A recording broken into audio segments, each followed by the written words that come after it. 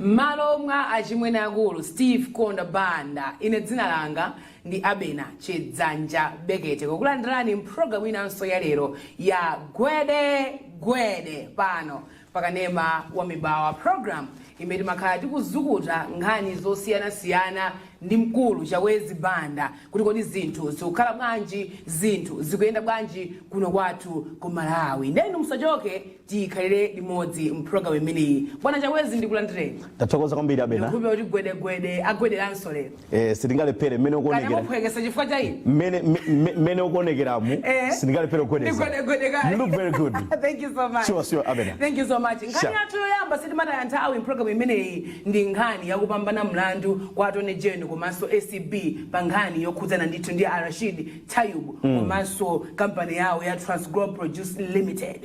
Mwina ena nkhani imeneyi sadayilondoloze bwinobwino zidakhala bwanji zidayenda motani kufika lero. Kungowakumbutsa anthu masiku apitawo zaka ziwiri zitatu zapitazo paja dziko la Malawi nthawi inayache leaders zavutika kachakudya ndiye kwathu kuno tikati chakudya timakamba za chimanga ndiye ndithu boma lidapanga ganizo loti likagule chimanga ku dziko la Zambia ndithu ngati mukumbukira bwino anthu kuno tinkamva dzina la Kaloswe Maize Gate nkhani yake ndithu nkhani yacheda limeneyo nduna nthawi imeneyi adali bambo George Chaponda ndithu ndiye adapita kugula chimanga ku dziko la Zambia kumeneku ndithu matano kwana 100 metric tons nkhani yake idali ndithu yokuza zimenezi ndino zitazadziwika kunena kuti ndondomeko yakagulidwe kachimanga kameneka sidayende bwino zikuoneka kuti mina make pena pake padapindika njira malo ena zinthu sizidayende bwino ndiye ndithu Malawi adalankhula mpaka na nkhani ija pressure idazafika poti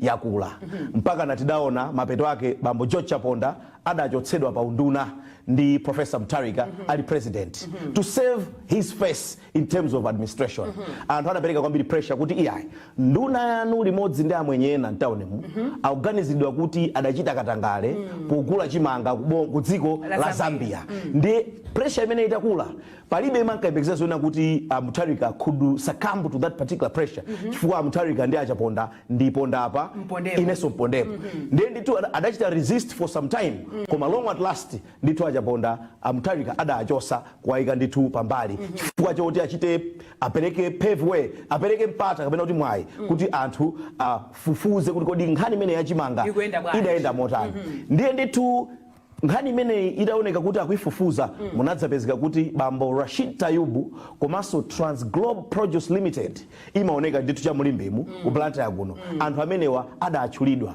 pa Chingereza amene kuti were implicated tondauza kuti adatchulidwa ngati kuti akukhudzidwa mu kagulidwe kachimanga kameneka kuti zinthu sizidayende bwino ndiye atakhudzidwa adamangidwa atamangidwa mlandu uja udayenda mpaka udafika ku court mpaka udafika ku mapeto so magistrate court ya kuzomba idachita makosana amenewa acquit Chingereza yakamati acquit kunena kuti yayi imtakupezani kuti mulibe chani mlandu mukhoza kunyamuka nkumatani nkumapita so pano makosana amenewa atapangidwa acquit kuwapeza kuti sadalakwe malingana ni magistrate court ya kuzomba iwo adaona ngati kuti iyayi ife nde kuti we were accused innocently anatipanga accuse anthu osatani osalakwa ndiye ndithu adapita ku court kwasuma so kusuma kumene akasuma bambo Rashid Tayub adakasuma kuti for forced arrest and malicious prosecution pamene a Transglobal adakasuma akuti loss of business komanso reputational damage tidene chichewa anthu amvetsetse bambo Tayub adakadandaula akuti mudanimanga mondinamizira mudanimanga mondilakwira mosayenda bwino forced arrest komanso malicious prosecution akuti zikuoneka kuti mudali nane kanthu kena kamene makafuna pa ine eti mudali nzolinga ndikale ndi ine mudangozembera ku nkhani nde iwo adakasuma ku court pamene awa a Transglobal Produce Limited adakasuma kuti yayi ifeyo mudadonongera mbiri loss of business tidaluza business anthu sadafuna kuchita nafe business fa dzina lathu lidalowa m'mabuku akuda ndi anthu amatisala tidaluza business chachiwiri reputational damage mudadonongera mbiri dzina lathu la Transglobal lidaipa ndi anthu sadafuna kuchita business ndani ndife therefore together they went to claim 30 billion Malawi kwacha ku High Court ya Malawi. Ndiye nditu kesi imeneyi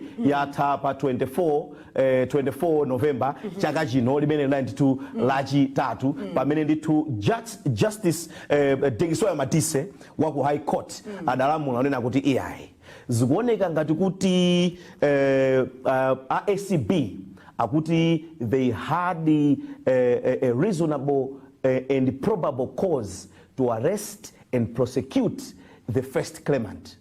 Therefore, mukayangana kuti ngakhala adapangidwa acquit koma zikuoneka kuti awa ACB wa adali nchifukwa chokwana chowamangira awawa Rashid Taib pa nthawi imeneyo. Therefore, government through ACB or the Attorney General cannot be held liable to pay 30 billion Malawi kwacha because of this particular case. So Justice Dingisoya Madise agamulonera kuti yayi we dismiss the case pitani mulibe chokamba chifukwa ACB wa adali ndi zifukwa zokwanira zokumangirani. Siwo adadandaula kuti adamanga opanda zifukwa komano Amadise munzeru zawo ngati judge komanso poyang'ana umboni adaona kuti yayi padali ndi tuyani nkhani yoti inafike pokuta nini pokumangani. Nditu zimzaje nditu nimene zaendera. Muna kufusa pang'ono uli kunkhani achaponda mankhani ngati imene idawathera basi. Aha, si bambo chaponda adapezeka kuti court la magistrate court ya ku Zomba adachita acquit.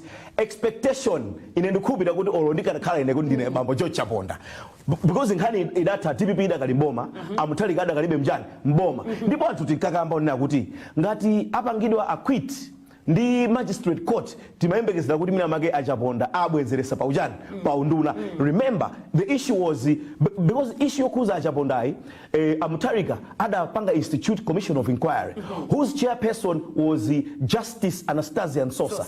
I remember even the day the report of this particular commission of inquiry was given or presented to the president. I was there at the State House in Lilongwe. Adapanga presented it to my Anastasia Nsosa, amana chairperson wa commission imene kayangana nkhani imene. Ndikukumbukira line mods imene line mods imene ikumbukira mpaka pano. Ndikuze line mods so ukakuti kupita ku State House ndiwe ukuyimirira gulu ngati uli chairperson umakhala apa a president amakhala next close to you eti okuyandikira amakhala nde umadziwa mayanja alibe mantha maya Anastasia Nsosa adawerenga report nde pali ka provision ka sentence kena kamene makakumbukira adalemba kuti in our inquiry we have found out that the Honorable Minister of Agriculture has got to undergo further investigations because his conduct in the procurement of maize from Zambia left a lot to be desired.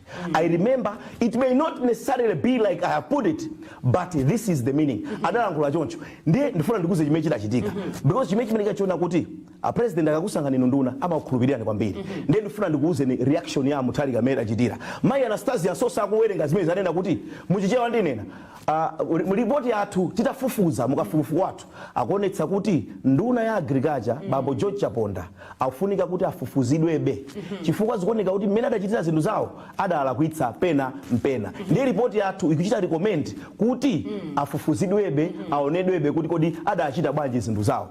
Bana Mutali kana daba and I was there. Mr. Mutali kana panga okay.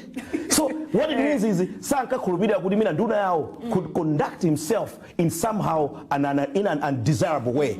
It showed kuti anadaba. I was there, that is why I'm saying this. So I was just trying to say kuti unandifusa fuso kuti kodi bambo Chaponda sidaendera bad. Fine, two things. Ndiye kuti commission of inquiry daina kuti afufuze idaonesa kuti amafuneka kuti afufuzidwebe koma pakuthapa zonse imene ina ndi jurisdiction legal jurisdiction idali magistrates court ya ku Zomba imene idachita exonerate idachita acquit kuti bambo Chaponda tapeza opanda chani mlandu ndiyeno titapeza bambo opanda mlandu bambo Chaponda adachita ndithu acquit kuti ayi pitani mulibe mlandu. Like I said it earlier chiyembekezo yanthu inacho kuti chifukwa apeza opanda mlandu mwina Amutarika kanayi kasomujani mu cabinet sadabwerere izi zinawo zinayi zifukwa zachani zandale chifukwa chakuti adaona kuti khangati kuti anthu adada nawo kukhosi bambo Chaponda ndipo anthu ambiri adayankhulapo naye kuti this can mark the end of Mr. Chaponda's or Dr. Chaponda's political journey koma ndithu tidaona kuyambira nthawi imeneyo bambo Chaponda samamveka kwambiri ngati anthu amasata ndale kumalayi kunoko kuyambira nthawi imeneyo kufika lero and from that time ku parliament he's still a member of parliament by the way amakhala ndithu kuma backbenches ndeno ku parliament ngati ukhala kuti ndiwe backbencher ndekuti zinthu pali makisisi kutani politically zinthu sizikuyenda ndithu ndimalitse nkhani ino yakuti kuwina kwa mlandu umene kwa ACB ndi attorney general kwaseva boma 30 billion Malawi kwacha ndiye kuti akanakhala kuti amene wa Transglobe ndi Atayubu awina mlandu boma limenera kualipira ndalama zonsezo koma zakhala bwino kuti mlandu wawinidwa attorney general plus ACB ndipo mai Egrita Ndala aku ACB mneneri alemba chikalata kudziwisa Malawi akuoneka kuti asangala kuti yayi zikuoneka kuti ntchito tikutani tikugwira tateteza ndalama za boma zokwana 30 billion Malawi kwacha chiwabena boma laponda phansi kuti silichotsanso iyayi timati kuponda phansi kupanga chiganizo chokhazikika laimika jeke pankhani ya alinda kunje komanso ajini Mathanga kuti sawapatsa appointment letter komanso kakhobidi kako pa mwezi sikatuluka very true Fuswan Rodija zimenezi zikuyenda bwanji chabwino nkhani ndiyo kuti tikukumbukira bwino nena kuti mai Linda Kunja ndizigamba mwachangu kuti ndi nkhani zambiri sabata ipita kumapeto iyi anthu akamata kupita ku sabata adzikhala atadziwa ko zinthu zambiri kupita ku sabata apita ku weekend anthu apita ku weekend adzidziwa zinthu zambiri mwachangu Abena mai Linda Kunje komanso tine kuti commissioner Linda Kunje komanso commissioner Jean Mathanga anali mu commission ya electoral commission representing the interests of Democratic Progressive Party yes iwo adasankhidwa ndi DPP ndimene adapitisa mmene mucha ndiye ndikukumbukira mechi dayendera chisankho cha 2019 koti popereka chigamulo chake chapa cha constitutional court lelena kuti ma commissioners ntchito yawo sadagwire chani sadagwire ntchito bwino tidaona ndithu ma commissioners angapo Abanda Moffat Banda adapita mai Merekosi adapita kunali ndithu Abaloi adapita komanso kudali ndithu enaso adapita koma awiri awa adapezeka kuti constitutional court idapanga recommend komanso idapanga order public appointment committee ya parliament kuti ife tikuona kuti makosana amene wasadagwire bwino ntchito therefore we are asking the public appointments committee of parliament to further vet and examine their competence in terms of providing safe hands in handling of elections in this particular country nde anthu adapita ngati kumbukira bwino anapita ku parliament adamira wada apaso kha chairperson wa Cannabis Regulatory Authority nkhani adayambisa ndiwo Bambo Boniface Kadzamira ali member of parliament for Nchisi North ngati sakulakwitsa amayimira ku Nchisi kwawo kunchisi Bambo Boniface Kadzamira ali independent parliamentarian ndiye adali masiku lina kulankhula mu parliament kunena kuti komatu kumalawi kuno tikuseweresa makobiri tikuluza ndalama cannabis is a potential forex earner it is a potential employer it is a potential payer of taxes. It can help us broaden the tax base. Komanso the forex base. Kunena kuti tita bweresa industry ya cannabis. Siti ukamba za cannabis ozunguza ubombo. Ubongo. Tukamba nditu cannabis amene machula kuti medical cannabis. Industrial hemp. Zintu zona kuti zizigulisa kupanga zintu zoti zigulisa mankhwala. Otaniza sokuda anthu adzichira. Nde mitundu yake nditi ndimeneyi. Pali medical cannabis komanso industrial cannabis amati industrial hemp ndimene nkhani yache idayambira ndebo malidazaona kuti khanga ndi mkulu awakamba zanzeru that's the type of parliamentarians that we need in this particular country oima nkuyankhula batena kuchikhulupirira munthu adzilankhula zothandiza dziko munthu osapita umene kuja mapokoso kutumidwa ndi achipani kwangu upanga zisokoneza kaya watumidwa kaya ndi MCP kaya watumidwa ndi UTM kaya watumidwa ndi DPP or UDF or achani kukangopanga phokoso we don't want such type of parliamentarians. We needed a crop of people who think like Bambo Boniface Kadzamira. Ndaimene ndabada yambisa debate. Ndipo zikaona ngati zachi bwana. I was there. Ndiye naona kuti even me that time I said this gentleman is striking a point. Ndechifagada asanka ukhala chair. Fagada asanka ukhala chairperson. Ndekuti boma la bweresa lamulo abweresa mpaka na bill inapita parliament yokhazikitsa bungwe limene la Cannabis Regulatory Authority. Ataona posankha mabodi amene asankhidwa panowa boma lacha kwera laona kuti tiayike Bambo Boniface Kadzamira nkhani adayambisa ndani ali ndi passion ya industry imene ndiye nditu inabwera CRA, Cannabis Regulatory Authority. So tikambe nkhani ya ma charges imene wayambisa abena anthu akudandaula, so kunena kuti 7.6 million somewhere around about or round about that amount ndi imene ukuyenera kuti iwe ukhale nayo kuti ukapeze license chilolezo yoti uyambe kulima ndithu mbewu imeneyi kaya ndi medical cannabis or industrial cannabis, industrial hemp yoti idzipita ma industries mina azipanga mafuta mina tsitsi za mutu or mina zinthu zina muchamba chimene chovomerezeka muli zambiri zimene zingathe kutani kupangidwa. Ndiyena kuti ma licenses amene wawa ndodula kwambiri alipo ochuluka alila kuti munthu popita kumsika pokatani mulingo umene angapange azilipira zinthu zambiri ndi anthu adandaula alankhula kwambiri kuti mtengo wachuluka amalawi satani sakwanitsa izizi zingopindulira anthu akunja. Ndiye ndidava a chief executive officer abungwe limene la Cannabis Regulatory Authority adayankha hapa nena kuti chimene tingadziwe chona kuti iyi ni nkhani yoti ndichamba chovomerezeka koma to regulate kapena kuti tichite enforce ma regulations on an individual basis ndizosatheka.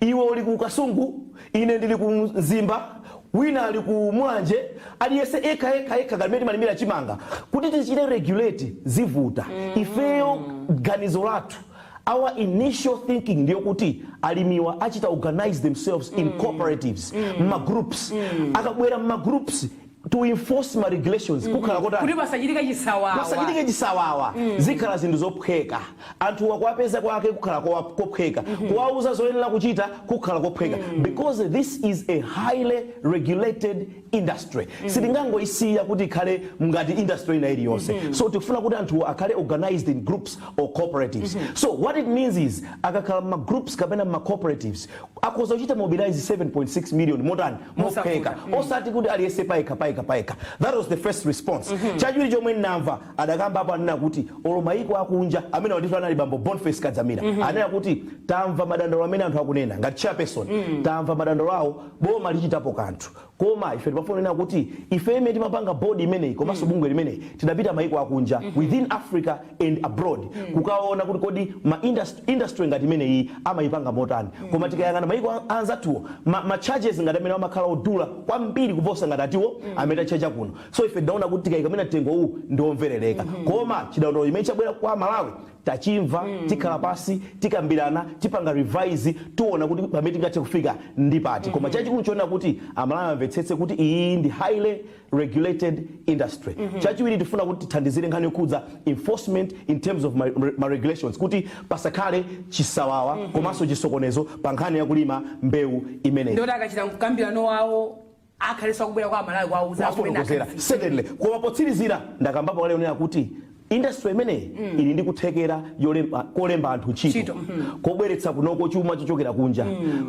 ili ndi kuthekera kokhalaso market for some raw materials and of course some accessories. The industry yamphamvu kwambiri. We cannot afford to lose this particular industry. Very important industry. It can earn us money through various avenues.